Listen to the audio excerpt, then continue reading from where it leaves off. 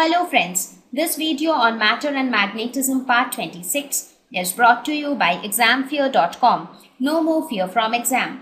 Please make sure that you have watched all the videos till part 25 before going ahead with part 26. Now we will study about another new object called toroid. Toroid is something very similar to solenoid with a little bit of difference. Toroid is again a little more advantageous in certain cases than a solenoid because toroids are actually exactly similar to solenoids but in a circular shape.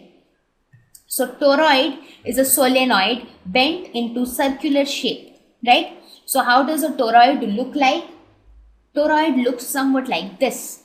So if you look at it, so we can think of a toroid somewhat like this. This was a solenoid, right? So if you take the same solenoid and bend it in circular form, somewhat like this, you get a toroid. So the same wire, you bent it in the form of a circle, somewhat like this. So this becomes a toroid. Now, what is the need of a toroid? I mean, what advantage do we get out of this round shape? What happens is that if when you bend it into a round shape, you minimize the air gaps. Because in case of a normal solenoid, there is too much of air gaps in between, right? So when you bend it in the form of a toroid, you completely pack it from both the sides. So that way the air gaps are reduced and the magnetic field which is produced inside the solenoid that gets locked.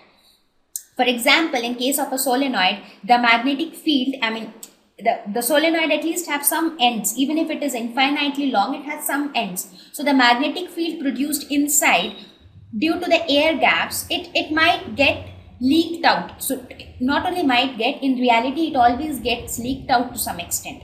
But in case of a toroid, the magnetic field which is produced, in a way the magnetic field gets locked inside this toroid. Inside this region, the magnetic field is completely locked. So these are some of the advantages of this toroidal shape of a solenoid.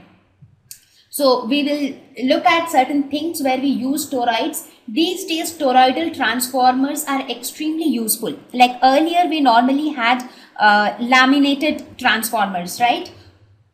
Normally the technology which was used before for making transformers were laminated units. So but now a preferred technology is toroidal transformers where we use toroids. So how does toroid helps us? So those toroids which we use in transformers in reality look somewhat like this. If you see here, these toroids are extremely closely packed helix, and this sphere, this circle also is completely tightly packed and covered, so that the air gaps, there are no air gaps are reduced to a large extent.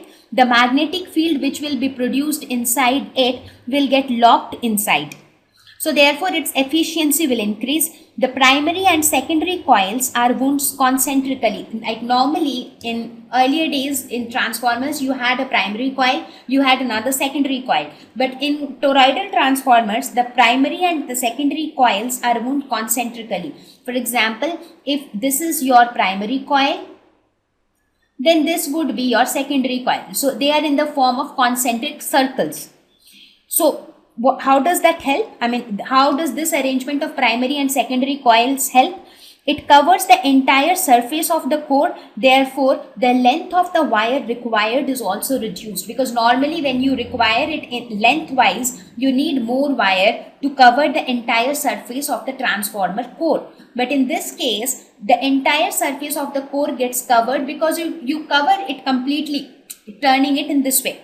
Therefore, the length of the wire that is required, that is also reduced. So because of all of these advantages, toroidal transformers have become quite efficient, and it has become a preferred technology these days.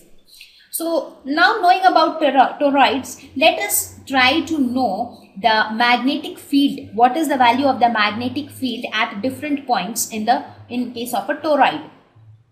Well, inside the toroid, when I talk about inside the toroid, means this open space. Here the magnetic field is 0. So inside the toroid can mean two things. It can mean this empty space inside the toroid. It can also mean the space here which is inside the toroid, right? Outside the toroid is again 0, that means here. So only non-zero magnetic field is present inside the toroid. Inside the toroid means here. So here you have some magnetic field B, which is non-zero, and for an ideal toroid, this magnetic field is constant. It does not vary with time or with anything else. This magnetic field inside the toroid remains constant. Why constant? It is also because in case of toroid, that is what it told, right? Because of this toroidal arrangement, the magnetic field gets locked inside it. So there is no way that it can leak out of it. So the magnetic field should be constant in ideal case, right? So now we will look at how the determination of the exact value of magnetic field inside the toroid. What is the exact value of magnetic field?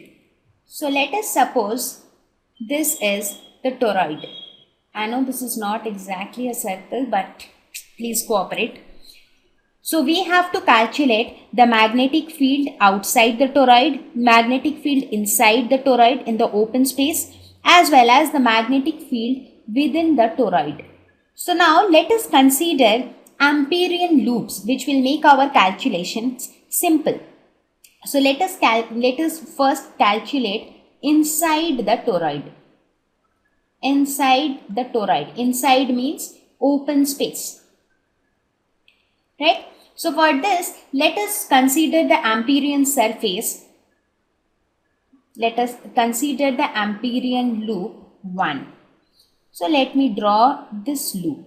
This is my Amperian loop of radius R1. So if I consider this loop, so my Ampere's circuital law should hold true, which is integration of B dot dl is equal to mu naught I. So what is the current enclosed by this loop? Current enclosed by this loop is equal to 0. Therefore, we can say that B into integration of dl is equal to 0. What is integration of dl? dl is integrated from 0 to the circumference, that is 2 pi r1.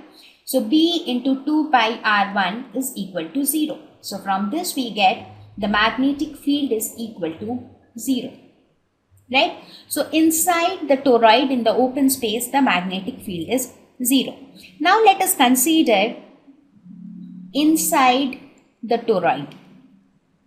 Inside the toroid means inside the turns of the toroid, right? So for this again we assume another Amperian loop. Let us call this loop as this dotted line, and we call this as loop 2. So consider loop 2, which is of radius R2, right? So for this also, the Ampere's circuital law, that is integration of B dot dl, should be equal to mu naught I. So what is the current enclosed by this loop now? Because now it includes this area as well. So the amount of current enclosed is I. Not only I, in fact it is Ni, because there are n number of turns involved, right? So this becomes B into integration of dl from 0 to 2 pi r2. This is equal to n mu naught I, where n is the number of turns. So this becomes B into 2 pi r2 is equal to n mu naught I. So B becomes equal to mu naught Ni divided by 2 pi r2. So this is the value of the magnetic field inside the turns of the toroid. Now let us consider the third scenario, that is outside toroid. Now what happens outside toroid? Outside toroid again you consider another Amperian loop. We call this loop as loop 3. So consider loop 3 of radius R3. Let us suppose this loop has radius R3. So in this case, integration of B dot dl will again be equal to mu naught I. And what is the amount of current enclosed by this R3? The amount of current enclosed by this is I. So in this case, this will be B into 2 pi R3 is equal to mu naught into I. What is I in this case? When I consider this loop which is outside the toroid, again outside the toroid you don't have any current flowing through it, right? Because when I consider this loop, So in this case, how much current will flow through this outer loop? There is no current flowing outside the toroid. So this current will again become equal to 0. Therefore, B will again be 0. So therefore, the magnetic field inside the turns of the toroid comes out to be mu naught Ni divided by 2 pi R2. Now, if you try to compare this expression for toroid with what we obtained in case of a solenoid, what do you see? If you try to write it in terms of a solenoid's number of turns per unit length, you will again arrive at the same equation as that of a solenoid. You want to see how? Okay, just have a look here. Here you have written that what is this N? N is the total number of turns. So you can write this N as, so this total number of turns can be written as number of turns per unit length multiplied by the total length. So what is the total length? Total length is nothing but the total circumference, which is 2 pi R2, because total circumference would mean the circumference for R2, right? So we can replace this capital N with N into 2 pi R2. So your B becomes mu naught into N into 2 pi R2 into I divided by 2 pi R2. So this 2 pi R2 and 2 pi R2 gets cancelled. So you are left with mu naught Ni. So this is same as that of a solenoid. So that means the magnetic field inside a solenoid is equal to the magnetic field inside a toroid.